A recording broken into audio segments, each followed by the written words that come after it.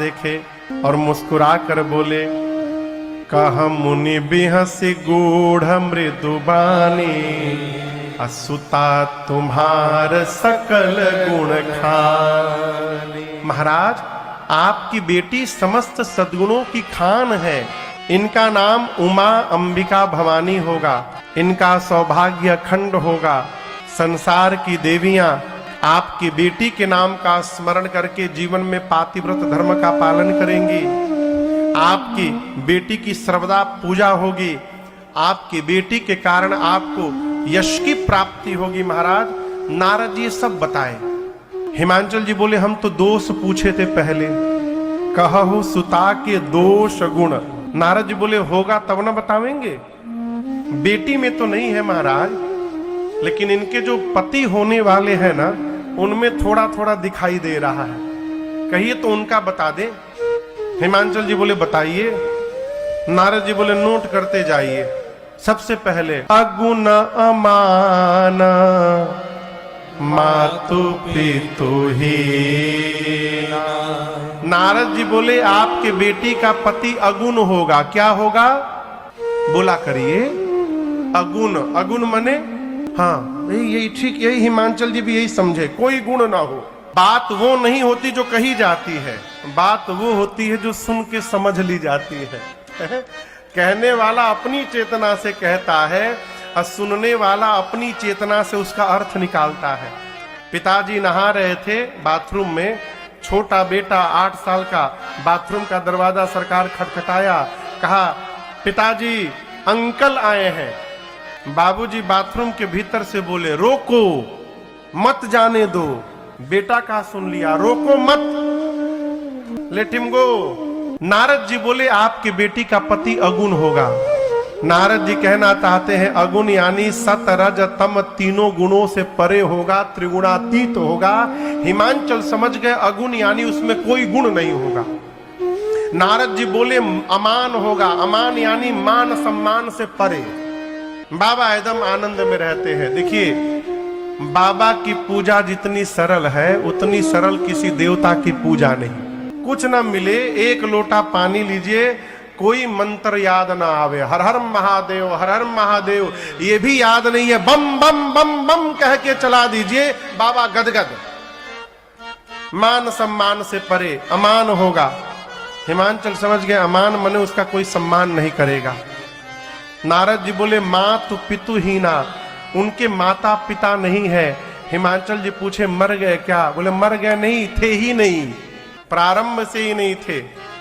उदासीन होगा, संशय रहित होगा। हिमांचल जी सर पकड़ के बैठ गए। बोले, क्या बोल रहे हैं आप? नारद जी बोले, असली तो अभी बोला ही नहीं हूं। बोले, असली मतलब और भी बचा है क्या? बोला, और असली अभी बाकी है। बोले, वो क्या है? नारद जी बोले, जोगी। The first Christmas gift. अभी बाकी है। बोले, वो क्या है? नारद जी बोले, जोगी जटिल अकाम मन नागर अभंगर वे, अस स्वामी यही कहा मिली, परे आस असे। नारद जी बोले, आपके बेटी का पति जोगी होगा। जोगी समझ रहे हैं ना?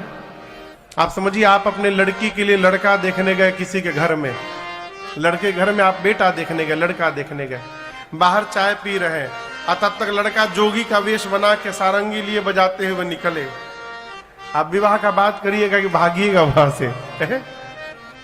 नारद जी बोले, आपके बेटी का पति जोगी है, उसकी विशाल जटाएं हैं। हिमांचल जी बोले, अरे बाप रे बाप। नारद जी बोले, असली अभी नहीं बताया हूं। हिमांचल जी बोले, इसके बाद क्या बचा है? नारद जी बोले, नंगा रहता है, कुछ नहीं पहनता, नगाना, अमंगल वेश बनाकर घूमता है।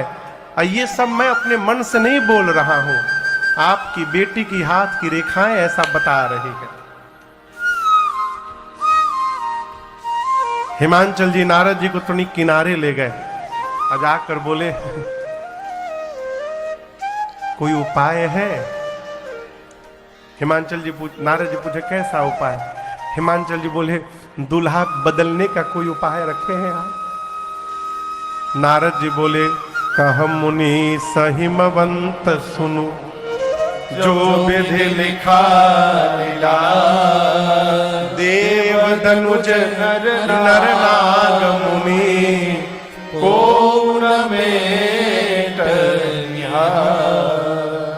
मेरे पिता ब्रह्मा जी ने आपकी बेटी की ललाट पर जो रेखाएं खींच दी हैं, न कोई देवता, न कोई दैत्य, न कोई नर, न कोई नाग, न कोई मुनि, इस ब्रह्मांड में उसको कोई मिटाने वाला नहीं है। लेकिन एक बात कहें हिमांचल जी, जे जे बर के दोष बखाने, ते सब शिव पहि मैं अनुमान। मैंने जो जो लक्षण वर के बताए हैं, ये सारे के सारे लक्षण केवल और केवल शंकर जी में विद्यमान है। और हिमांचल जी, यदि आपकी बेटी का विवाह भगवान शिव से हो गया तो आपकी बिटिया का कल्याण हो जाएगा। हिमांचल जी पूछे ये संभव कैसे होगा? नारद जी बोले यही बताने के लिए यहां पर आया हूं। जो तप करे कुमारी तुम्हारी, जो तप करे कुमारी तुम्हारी, फिर भावी हूं मैं ते सकहीं त्रिपुरारी, भावी हूं मैं ते सकहीं त्रिपुरारी।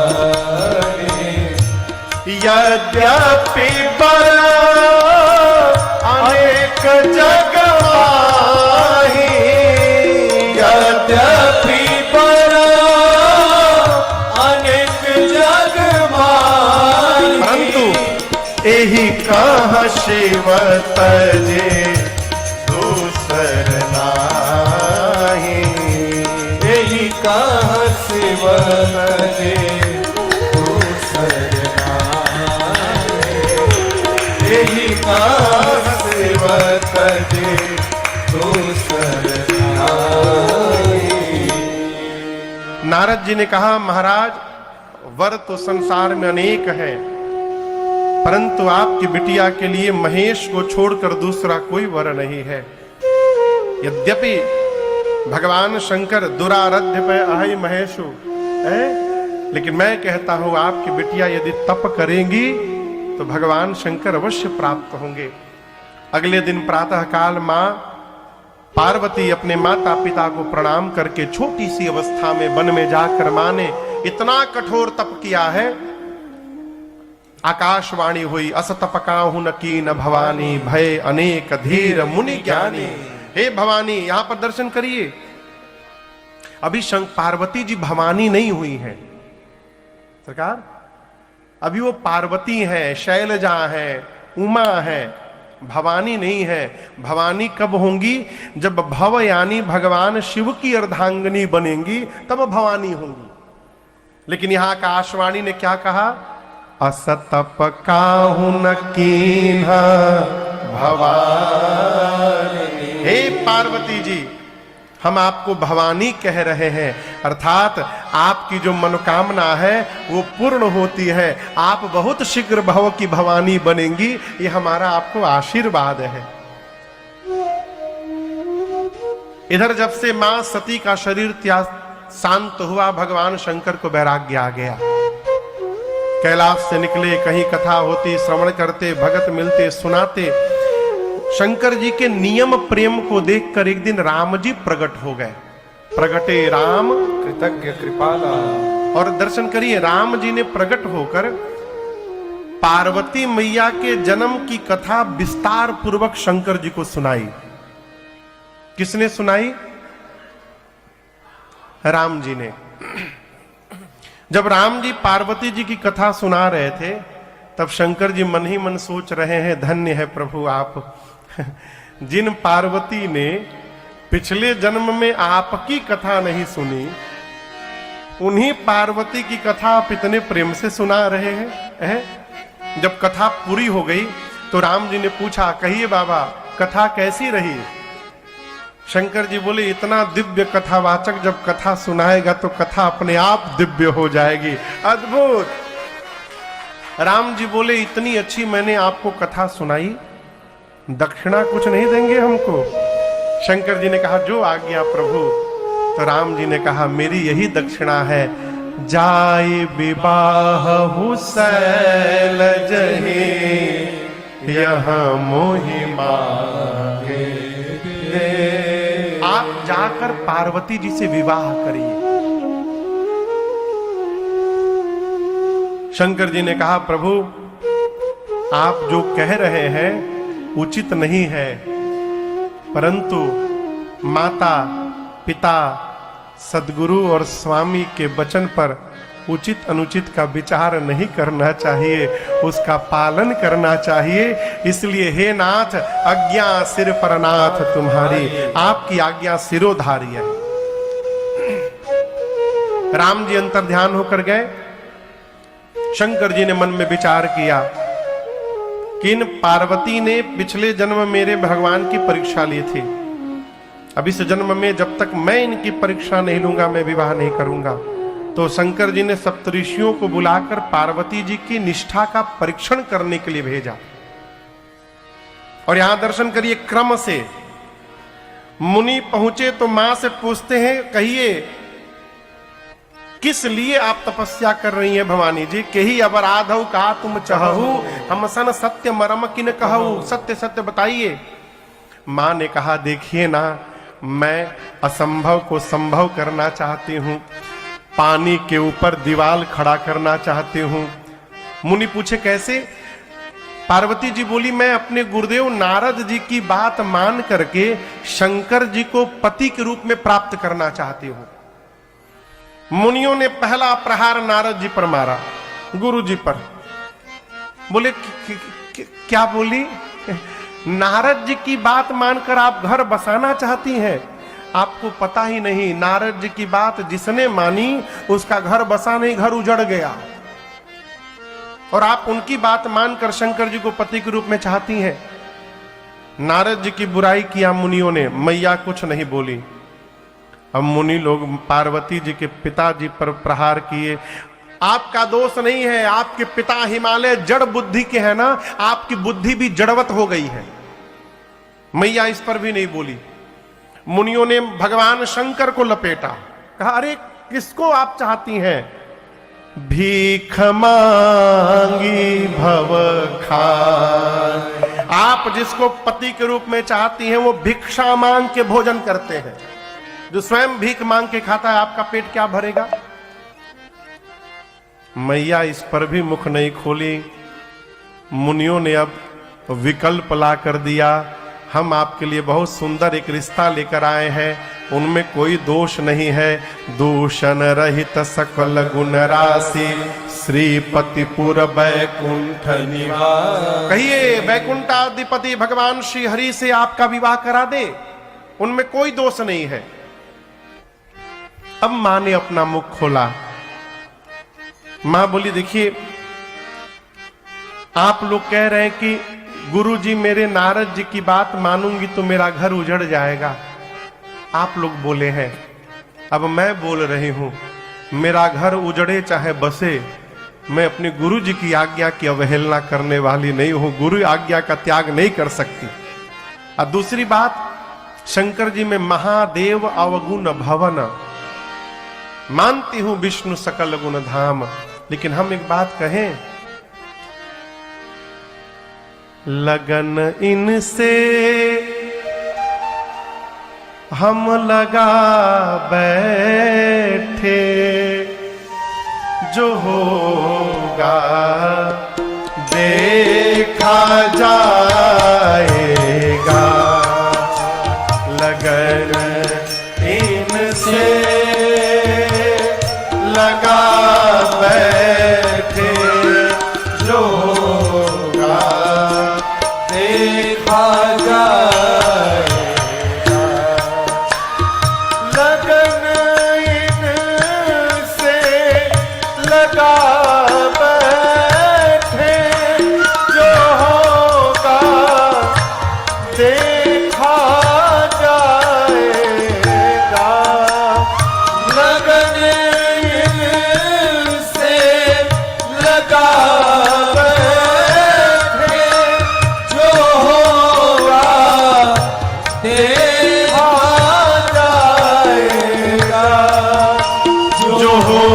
होगा देखा जाएगा।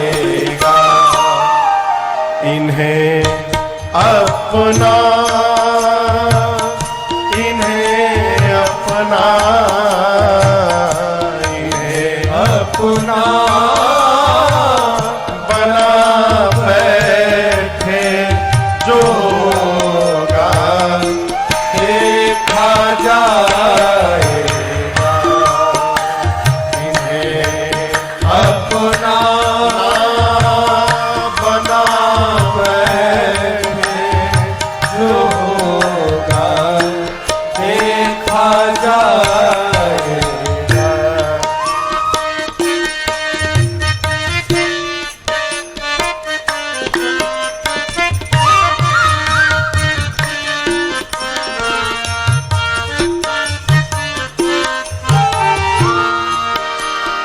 कभी दुनिया से डरते थे तो छुप छुप याद करते थे। कभी दुनिया से डरते थे तो छुप छुप याद करते थे, तो छुप छुप याद करते थे। अब शर्म हम बेच खा बैठे, शर्म हम बेच खा बैठे जो होगा देखा जाएगा।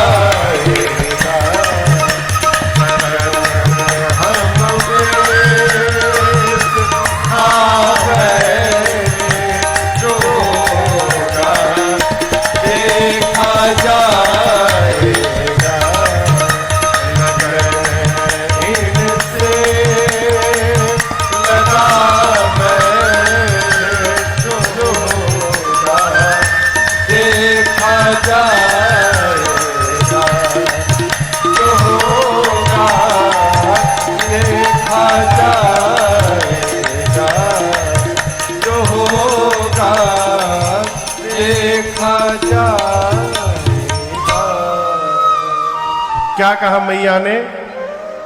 जो होगा देखा जाएगा। माँ की निष्ठा देखकर सप्तऋषि जय जयकार किए, जाकर भगवान शंकर को माँ की निष्ठा बताएं। बाबा इतने आनंद में आए कि फिर समाधि में चले गए। पिछली बार गए थे तो कितने दिन बाद लौटे थे, फिर गए। कब आएंगे अब किसी को नहीं पता। इसी बीच एक दैत्य ने जन्म लिया जिसका नाम था ताड़कासुर। सरकार कभी कभी सोचते हैं इन राक्षसों का एक सूत्री कार्यक्रम, जन्म लो तपस्या करो। क्या सरकार चचा, सब सरकार तो एक जैसा है। 20 साल पहले वाला में क्या बुराई था? क्या बोला? पूरे बिहार में आग फैला रखा था और इनका बेटा ये भी यही करना चाहते हैं, जिसे ना हम भूले हैं ना भूलने देंगे। भूलेगा नहीं बिहार। करो, आप दर्शन करिए। जितने राक्षस हुए जन्म लिए, तपस्या किए, इतना तपस्या किए कि ब्रह्मा जी शंकर जी वरदान देने के लिए विवश हो गए। अब मांगते क्या है? हम मरे नहीं। हाँ, ससुरे सब मरते हैं लेकिन मांगेंगे जरूर कि हम मरे नहीं। ताड़कासुर मांगा ब्रह्मा जी से, मैं मरूं नहीं।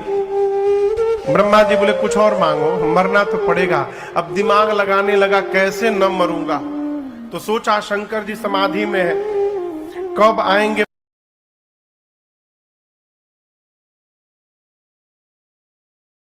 वरदान मांगा, भगवान शंकर के तेज से जो संतति जन्म ले उसी के हाथों मेरी मृत्यु हो। ब्रह्मा जी बोले तथास्तु। वरदान पाया, लगा देवताओं पर त्रास करने। इंद्र बोले कौन सा वरदान दे दिया आपने, मरी नहीं रहा है ये। ब्रह्मा जी बोले ऐसे नहीं मरेगा, ऐसा ऐसा वरदान मांगा है। इंद्र बोले फिर तो मर भया। ब्रह्मा जी बोले पक्का मरेगा। कन्या तैयार है विवाह के लिए, आप लोग केवल दूल्हे को समाधि से बाहर ले आइए। इंद्र हाथ जोड़कर ब्रह्मा जी से बोले ब्रह्मा जी ये तारकासुर तो बाद में मारेगा, जो उनको समाधि से बाहर जगाने जाएगा वो पहले मार डालेंगे उसको। ब्रह्मा जी बोले आप लोग न जाइए, कामदेव को विदा करिए। कामदेव आए, पूरी बात सुने। कामदेव ये जान गए हैं कि शिव विरोध का अर्थ है मृत्यु को निमंत्रण देना, परंतु मन में सोचने लगे देव कार्य में यदि प्राण भी चला जाएगा तो संतत संत प्रशंसहिते, उस जीव की सतत प्रशंसा होगी। ऐसा जानकर ब्रह्मलोक से और कैलाश पहुंचने में कामदेव को 2 दंड का समय लगा, 48 मिनट।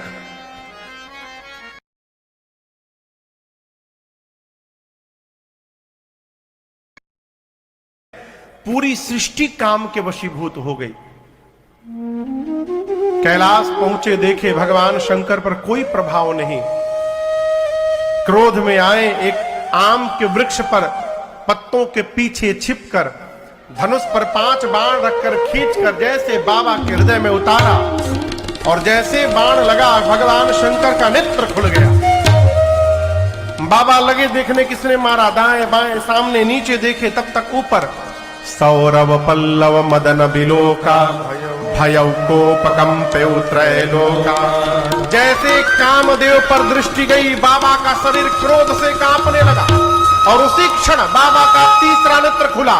तापसीवती सर नयन उघारा, चितवत काम भयउ करिछारा, चितवत काम भयउ करिछारा, चितवत काम भयउ करिछारा।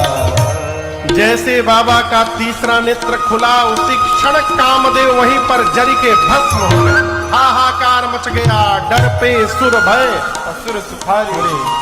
कामदेव की पत्नी रति रोते रोते भगवान शंकर के सन्मुख आई। बाबा को दया आ गई, बोले रो मत रति, अब ते रति तब नाथ कर होए नाम अनंत। मैं कहता हूं बिनु बपु व्यापी सब ही पुनि, सुनिय मिलन प्रसन्न। बाबा ने कहा रति आज के बाद आपके पति का नाम अनंग होगा। क्या होगा? अनंग यानी बिना अंग के, वो सब में व्याप्त होंगे। रति ने पूछा मुझे कब मिलेंगे? बाबा बोले जब जदुवंश कृष्ण अवतारा, जब जदुवंश कृष्ण अवतारा, होए हरण महा मही भारा, होए हरण महा मही भारा, कृष्ण तनय होई पति तोरा, कृष्ण तनय होई पति तोरा, वचन अन्य होई न मोरा, वचन अन्य होई न मोरा, वचन अन्यथा होई न मोरा, वचन अन्यथा होई न मोरा। बाबा ने कहा रति, द्वापर में जब परमात्मा श्री कृष्ण धरती के भार का हरण करने के लिए अवतार लेंगे, तब भगवान कृष्ण के पुत्र आपको पति के रूप में प्राप्त होंगे। रति प्रणाम करके गई। रति के जाने के बाद सारा देव समाज कैलाश दौड़ा। ब्रह्मा जी, इंद्रादिक देवता, विष्णु भगवान सब लोग आए और आपको बताऊं दूर से ही जय जयकार कर रहे हैं। एक देवता ने कहा, बोलिए विश्वनाथ भगवान की जय, बोलिए बल्केश्वर महादेव की जय, बोलिए भूतनाथ भगवान की जय। गोस्वामी जी कहते सभी देवता अलग अलग, पृथक पृथक तिनकी न प्रशंसा। ब्रह्मा जी बोले अलग अलग बोलने से काम नहीं चलेगा, एक साथ बोलते हैं। अब पूरा देव समाज एक स्वर में, शंकर तेरी जटा में, बाबा तेरी जटा में बहती है गंगधारा, शंकर तेरी जटा में बहती है गंगधारा, शंकर तेरी जटा में, शंकर तेरी जटा में बहती है गंगधारा, शंकर तेरी जटा में बहती है गंगधारा। कैसे? काले घटा के अंदर, काले घटा के अंदर जिम्मेदामिनी उजारा, काले घटा के अंदर जिम्मेदामिनी उजारा, शंकर तेरी जटा।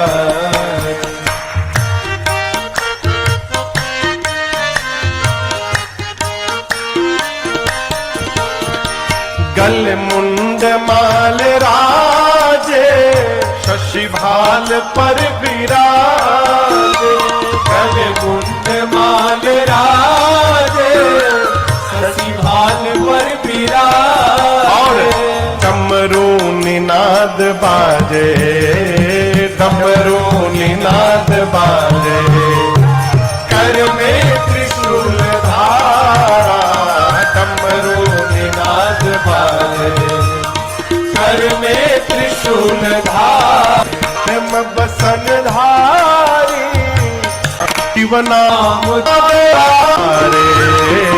प्रानंद ना बिसारे, भव सिंधु पार तारा, परमानंद ना बिसारे। बहती है गंगधार। पूछ रहे हैं बताओ क्यों आए हो? इंद्र बोले हम नहीं बोलेंगे, डर लग रहा है। क्यों? मार देंगे तो क्या होगा? ब्रह्मा जी बोले अभी अमर बोले हैं आप लोगों को, अपने मुख से अमर बोले हैं, कैसे मार देंगे? इंद्र बोले अभी अभी जिनको जला के भस्म किया है वो भी अमर थे। गए। हम नहीं कहेंगे, आप ही कहिए, आप भय का दर्शन करिए। ब्रह्मा जी भी डरे हैं। कह विधि तुम प्रभु अंतर्यामी। ब्रह्मा जी बोले प्रभु आप तो अंतर्यामी है, सब जानते हैं। शंकर जी बोले कहिए कहिए क्या कारण है? ब्रह्मा जी बोले प्रभु ये जितने देवता हैं सब आपके विवाह का दर्शन करने के लिए उत्साह में उतर रहे हैं। ये सब आपका विवाह दर्शन करना चाहते हैं। आप राम जी को वचन दिए हैं आप विवाह करेंगे। शंकर जी सब जानते हैं कि किसी भी देवता को मेरे विवाह से कोई लेना देना नहीं। बाबा ठीक से जानते हैं। ये इसलिए विवाह कराने आए हैं कि विवाह के बाद जो पुत्र होगा वही मारेगा ताड़कासुर को। शंकर जी मुस्कुराए, अनुमति दिए। देवता पुष्प की वर्षा करने लगे। ब्रह्मा जी ने सप्तऋषियों को भेजा है हिमांचल जी के नगर, वहां से सप्तऋषि मुहूर्त लेकर आए और ब्रह्मा जी ने सभी देवताओं को मुहूर्त बांच कर सुनाया। शिवरात्रि का दिन नहीं, वैशाख महीना शुक्ल पक्ष पंचमी तिथि दिन गुरुवार का पुराण भगवान कहते हैं। और आज दिन कौन सा है? आज गुरुवार का दिन भी है। ब्रह्मा जी ने सभी देवताओं को मुहूर्त सुनाया, कहा अमुक तिथि को सभी देवता बराती बनके, कितने बजे से बारात निकलेगी महंत जी? 4 बजे। ठीक है, 4 बजे सभी देवता बराती बनके कैलाश पहुंच जाएंगे। लेकिन एक विशेष नोट ब्रह्मा जी सुनाए। ब्रह्मा जी बोले दूल्हे की ओर से किसी भी गाड़ी की बुकिंग नहीं भई है, इसलिए सभी बराती अपने निजी वाहनों द्वारा आएंगे। खुद दूल्हे के वाहन की व्यवस्था नहीं है तो आपकी व्यवस्था क्या करेंगे? वो अपने अपने वाहन पर बैठकर सभी देवता बराती बनकर 4 बजे कैलाश पहुंचेंगे। देवता जय जयकार करके गए। अब विवाह का दिन आ गया। गोस्वामी जी कहते हैं लगे सवारन सकल सुर वाहन विविध विमान, हो ही सगुन मंगल सुभद कन्हैया पचरागा। आपसे एक बात कहूं, आजकल विवाह में एक कार्यक्रम होता है संगीत का, होता है ना? किसके घर होता है? दूल्हे के घर कि दुल्हन के घर? दूल्हे के घर। और दुल्हन के घर? दोनों जगह होता है ना। पूरे ब्रह्मांड में एकलौता विवाह मेरे बाबा का ऐसा हुआ जहां दूल्हे के घर में कोई संगीत का कार्यक्रम नहीं, सारा संगीत का कार्यक्रम बारातियों के घर में चल रहा है। यहां गोस्वामी जी कह रहे देवताओं के यहां देवलोक में अप्सराएं नृत्य कर रही हैं, मंगल गीत गाए जा रहे हैं। सभी देवता अपने को सजाते हैं, अपने वाहन को सजाते हैं। विष्णु भगवान किस पे चलते हैं? कहिए कहिए। गरुड़ पर। विष्णु भगवान अपने गरुड़ जी को नहलाकर सरकार खूब सुंदर लाल रंग की चांदनी उड़ा रहे हैं, गले में माला पहना रहे हैं, इत्र लगा रहे हैं गरुड़ जी पर। इंद्र अपने श्वेत वर्ण के ऐरावत हाथी को रगड़ रगड़ के चमका रहे हैं और उन्हीं के बगल में यमराज अपन करिया भैंसा लेके खड़े हैं। यमराज देखे इंद्र का वाहन व्हाइट, हमार वाहन ब्लैक, वो लगे भैंसे को रगड़ने। इंद्र ने कहा कितनों रगड़ोगे गोरा नहीं होने वाला है ये। वो अपने भैंसे को सजा रहे हैं, कोई बकरा सजा रहा है, कोई मगर सजा रहा है। कुबेर पुष्पक विमान पे चलते हैं, वो पुष्पक विमान में लड़ियां लगा रहे हैं। सब तो अपने अपने वाहन को सजा रहे हैं। किसी के मन में ये नहीं है कि जिनके विवाह में चलना है उनको कौन सजाएगा, उनका वाहन कौन सजाएगा। कोई नहीं आया। 2 बज गया है, 2 घंटे बाद बारात निकलनी है। बाबा आनंद में बैठे हैं, बाबा के गण परेशान। शंकर जी पूछे परेशान क्यों हो? गण बोले प्रभु एक भी देवता आपको सजाने आज नहीं आया। शंकर जी बोले अपने से टाइम मिलेगी तब ना हमारी याद आएगी। बाबा बोले देखो देवता यदि आ भी गए ना तो वो मेरा श्रृंगार नहीं कर पाएंगे। क्यों? शंकर जी बोले शंकर का श्रृंगार वही कर सकता है जो मेरा मन समझता है। अब मेरे मन को, मेरे गणों को छोड़कर दूसरा कौन समझता है। इसलिए आप जितना श्रृंगार करेंगे सुंदर उतना कोई नहीं करेगा। आप सजाइए। अच्छा आप बताइए यदि गणों की जगह आप होते तो ये सुनकर कैसा लगता आपको? कहिए। हाँ, डरिए मत, बोलिए। यदि आप शंकर जी के गण रहते, शंकर जी आपको कहते आप सजाओ, आपको कैसा लगता? नाचने लगते ना। लेकिन बाबा के गण डिप्रेशन में चले गए। क्यों? हाँ सही में। क्यों? जैसे बाबा रहते वैसे बाबा के गण, जो आज तक कभी अपना मेकअप नहीं किए हो, पहली बार उनको टेंडर मिला, वो भी दूल्हे का डायरेक्ट मिल गया सरकार।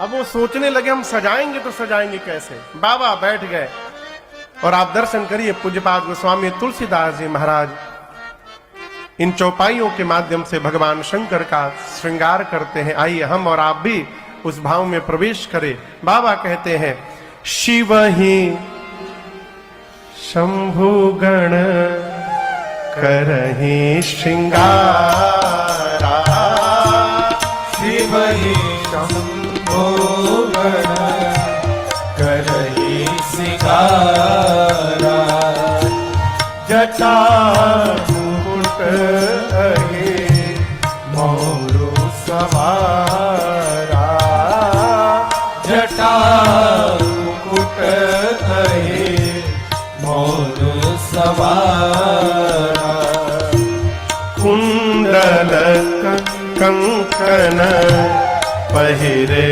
व्याला, कुंडल कंकन पहिरे व्याला, तन विभूति पट के हरि छाला, तन विभूति पट के हरि आप भी गाइए। शशि ललाट सुंदर सिर गंगा, शशि ललाट सुंदर सिर गंगा, नयन तीनन उपवीत भुजंगा, नयन तीन उपवीत भुजंगा, गरल कंठ उर नर सिर माला, गरल कंठ उर नर सिर माला, अशिव वेश शिव धाम कृपाला, शिव वेश शिव चले बसह चढ़े बाजहि बाजा, चले बसह चढ़े बाजहि बाजा, चले बसह चढ़े बाजहि बाजा। बाबा बैठ गए। बाबा के गण विचार करने लगे कहां से प्रारंभ किया जाए। सबसे पहली दृष्टि गणों की बाबा की जटाओं पर गई। काम दहन के समय क्रोध के कारण जटाएं बिखर गई थी। गणों ने सोचा पहले इसको व्यवस्थित किया जाए और जटाओं को लपेटना प्रारंभ किया। गणों ने लपेटते लपेटते ऐसा लपेट दिया कि सिर पर जटाओं ने मुकुट का आकार ले लिया। जैसे मुकुट बना, दूसरा गण तुरंत हाथ पकड़ा, कहा छूना मत इसको। बोले क्यों? बोला टोपी का काम खत्म। एक दूल्हा का टोपी है। शंकर भगवान जब देखे न कि जटाओं का टोपी मेरे सिर पर है, मुकुट, बाबा गदगद हो गए। जानते हैं क्यों? शंकर भगवान सोचने लगे 14 वर्ष मेरे आराध्य प्रभु भी इसी प्रकार जटाओं का मुकुट बना के घूमते रहे, मैं भी उसी स्वरूप को प्राप्त हो गया हूं। बाबा गदगद हो गए। अब सिर पर जटाओं का मुकुट लगा के गण चुपचाप खड़े हैं। एक ने कहा क्या हुआ? गण ने कहा देखिए मुकुट पहनने से केवल कोई दूल्हा नहीं होता। आपसे प्रश्न करूं, बारात में बारातियों से दूल्हे को भिन्न कौन करता है? कौन सा श्रृंगार? सेहरा। उसको हमारे यहां पूर्वांचल में सरकार मौर कहते हैं। मौर समझ रहे हैं ना? ऐसे ऐसे झूलता रहता है सामने। एक गण बोला मौर जब तक बाबा नहीं लगाएंगे तब तक दूल्हा कैसे बनेंगे? शंकर जी पूछे व्हाट इज मौर? ये मौर क्या है? बोले कुछ नहीं प्रभु, यहां बस ऐसे ऐसे लटका रहता है, यहां उठा रहता है। बाबा पूछे उसके बाद उसका क्या होगा? बोले अगले दिन गंगा जी में सीताराम। शंकर जी बोले देखो, मैं एक बार जिसको अपने सिर पे चढ़ा लूंगा उसका कभी जीवन में विसर्जन नहीं होने देता हूं, इसलिए ऐसा मौर बनाना जिसका विसर्जन न करना पड़े। अब गण सोचे ऐसा मोर कहां से लाए। एक गण बोला मैं व्यवस्था करता हूं। गया एक जगह, एक पर्वत के खोह में 4-5 हजार सांप नाच रहे थे। शंकर जी पूछे तुम लोग इतनी तेजी से क्यों नाच रहे हो? प्रैक्टिस, बारात चलेगी ना, वहां परफॉर्मेंस देना है अपना। गण बोले अच्छा रुको, पतले पतले जितने हो सब बाहर निकलो। एक सांप बोला कितना पतला? बोला 10 mm से नीचे वाले। 300-400 सांप सरकार बाहर आ गए। उसमें से 40-50 सर्पों के सिर ऊपर हो गए और सबके पूंछ बाबा के चेहरे के आगे झूलने लगे। शंकर जी पूंछ हटा के पूछे ई का है हो? गण बोले प्रभु आपका मौर है, ये सर्पों का मौर। आभूषण दर्शन करिए। गोस्वामी जी कहते हैं कुंडल कंकण पहिरे कान में कुंडल सर्प का, हाथ में कंगन सर्प का, बाजूबंद सर्प का। लेकिन आपसे निवेदन करूं ये न समझिएगा कि जो सांप मिला उसी को लपेट दिए ना। सरकार गणों ने मैचिंग का पूरा ध्यान रखा है। पुराण भगवान कहते हैं करकोटक और कुल्की नाम के 2 जुड़वा सांप थे, दोनों देखने में बिल्कुल एक जैसे। करकोटक को दाहिने कान में लगाया गया, कुल्की को बाएं कान में। कंबल और अश्वतर नाम के सर्प से भगवान शंकर का कंगन बना। शंख और पद्म नाम के सर्प से बाजूबंद बना। तब तक एक गण बासुकी सर्प को लेकर शंकर जी के सीने पे लपेटने लगा। शंकर जी पूछे यहां क्यों लगा रहे हो? कहे प्रभु आपका जनेऊ है यज्ञोपवीत। बासुकी सर्प का यज्ञोपवीत बना। सिर से पांव तक बाबा सर्प का आभूषण पहन के तैयार हो गए। एक गण ने कहा कि थोड़ा पाउडर लग जाए तो आनंद हो जाए। अब वहां पाउडर कहां से आए? गण दौड़ा एक श्मशान में, वहां से चिता का भस्म उठा के लाया। एक तो बाबा पहले से गोर, हमारे राम जी काला कहते हैं लेकिन काले नहीं है, डार्क ब्लू कलर के हैं, नीलांबुज श्यामल कोमलांगम। लेकिन भगवान शंकर सांवले नहीं है। कर्पूर गौरम करुणावतारम, कपूर के समान वर्ण है बाबा का। एक तो पहले से गोरे, ऊपर से गण गए श्मशान का भस्म लाकर पूरे शरीर में लेप दिए, भस्म का लेपन हुआ। 3 नेत्र है। पूरा शरीर किस रंग का है? कहिए किस रंग का बाबा का शरीर है? श्वेत। और गला किस रंग का है? नीला, पूरा डार्क ब्लू बना हुआ है।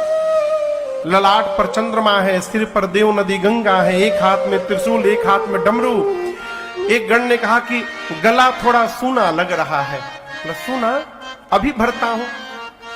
कहा प्रभु हम एक बात कहें, हम एक ऐसी माला बनाना जानते हैं नाथ जिसकी लाइफ टाइम गारंटी, मुरझाएगा ही नहीं कभी। गणों ने डिसाइड किया वही माला पहनाया जाए जिसकी लाइफ टाइम गारंटी हो। गया श्मशान, वहां से 40-50 नरमुंड उठा के लाया, खोपड़े, और एक पतले सांप में सभी मुंडियों को डाला। सांप का सिर पूंछ बांध करके अब भगवान शंकर के गले में खोपड़ी की माला पहना दिए सब। बोले प्रभु बहुत सुंदर लग रहे हैं आप। बाबा जब डमरू त्रिशूल लेके खड़े हुए तब गणों की दृष्टि गई, बाबा कुछ पहने ही नहीं है। गणों ने कहा प्रभु ऐसे कैसे चलेगा? बाबा बोले ऐसे ही चलता है। गण बोले प्रभु यदि इस रूप में आप वहां पहुंच जाएंगे तो सब भाग जाएंगे।